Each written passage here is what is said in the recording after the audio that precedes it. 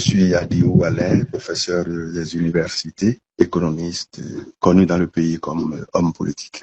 Nous avons lu ce matin que vous démissionnez du parti FCBE. Pour commencer, est-ce que vous confirmez? Oui, entièrement. Je devais le faire depuis 1 an. J'ai plutôt préféré sortir de façon très discrète. Malheureusement, ceux qui aiment prêcher le faux s'y sont pris depuis hier. J'ai préféré rétablir la vérité. Et pourquoi vous décidez maintenant de démissionner? Et pourquoi pas depuis 1 an? Le 14 mars 2024, j'ai fait une déclaration au nom du parti sur instruction du SEN. Les forces de l'opposition se préparaient à faire une sortie après la promulgation du code électoral. La veille, nous avions travaillé à l'invitation des amis du Parti Les Démocrates pour préparer ça. Parce que dans l'opposition, il est tout au moins supposé que FCBE est de l'opposition et que LD aussi est de l'opposition et que ces deux formations politiques pourraient travailler ensemble pour harmoniser les choses. Et le lendemain, la rencontre a eu lieu au Champ d'Oiseau à Cotonou. Et c'est moi qui ai porté la voix de FCBE pour dire que ce parti de l'opposition pouvait amener ses 6 maires, renforcer les 28 députés les démocrates, pour renforcer donc le parrainage en faveur d'un candidat de l'opposition. Cette déclaration a fait 2 effets. Le premier, au niveau de l'opinion publique, les gens ont applaudi. Ils ont aimé, ils disent, ok, FCB de l'opposition, donc on est rassuré. Mais au niveau du bureau politique, il y a un groupe qui est informel, non statutaire. Ce groupe s'est senti très mal à l'aise parce que cette déclaration probablement ne les arrangeait pas. Nous avons géré ce malaise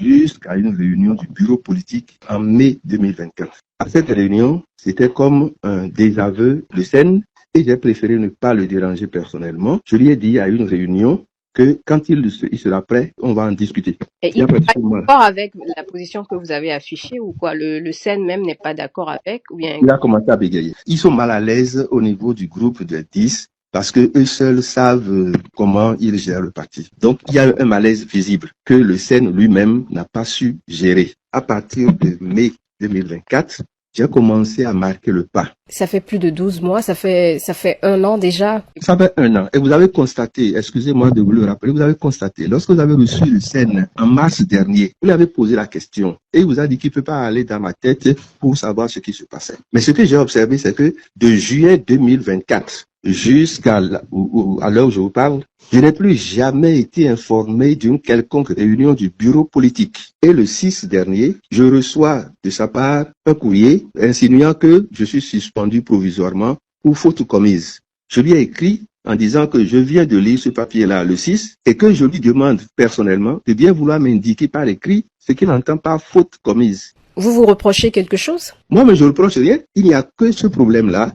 La place de FCBE dans l'opposition n'est pas claire. Ça, c'est pas un débat d'aujourd'hui, c'est connu. Vous qui avez été à l'intérieur du parti, vous voulez dire que le parti FCBE est de la mouvance de façon déguisée? Je suis resté malaisé par la non-clarification de la place de FCBE dans l'opposition béninoise. Dans le Bénin d'aujourd'hui, tout le monde sait qui est FCBE et qui est Paul Rompé. Ils ont une image. Je me suis retiré parce que mon image commençait à être très sale avec ça aussi. Je m'excuse. FCBE et Paul Rompé seuls savent à qui ils sont opposés, à quel régime ou à quelle personne peut-être ils sont opposés. Mais de l'intérieur, je dis que la non-précision est flagrante. Mais votre démission après une suspension, quelle valeur vous lui donnez? C'est pas une démission après une suspension, c'est l'allure que ça prend. Je concède, c'est que eux, étant toujours dans le faux, au lieu que le SEN, quand je lui ai écrit en disant que je veux savoir ce qu'il appelle faute commise, au lieu de le faire,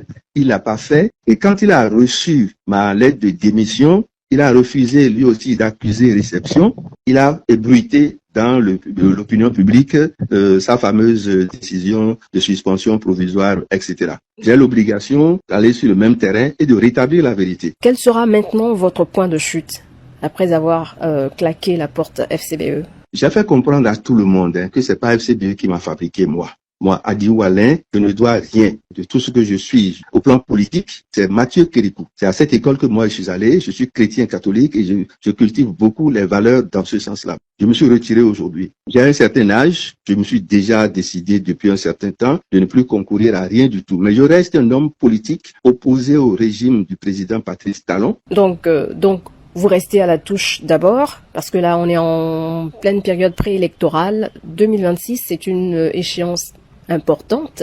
Est-ce que c'est pas pour vous une manière de vous repositionner? Vous ne me verrez pas dans le giron de la mouvance. Je n'ai que des amis là-bas, mais vous ne me verrez pas avec eux parce que leur choix ne m'intéresse pas. Vous me verrez dans l'opposition parce que je suis opposant, mais vous ne me verrez pas prendre des positions partisanes. Je suis en relation aujourd'hui avec un candidat potentiel de l'opposition qui n'est ni FCBE, qui n'est ni les démocrates, mais qui est opposant au régime du président Talon, qui réfléchit beaucoup, et j'aime beaucoup son allure intellectuelle. Donc, nous travaillons jusqu'à ce qu'il y ait clarification au niveau du parrainage dans le pays. Alors, qui est ce potentiel candidat? Est-ce que vous pouvez nous dire son nom? Il se présentera lui-même quand l'occasion lui sera donnée. Et vous me verrez à côté de lui. Il n'a pas de parti? Il a un mouvement politique reconnu dans le pays. Merci, Monsieur Adiou. C'est moi qui vous remercie, madame.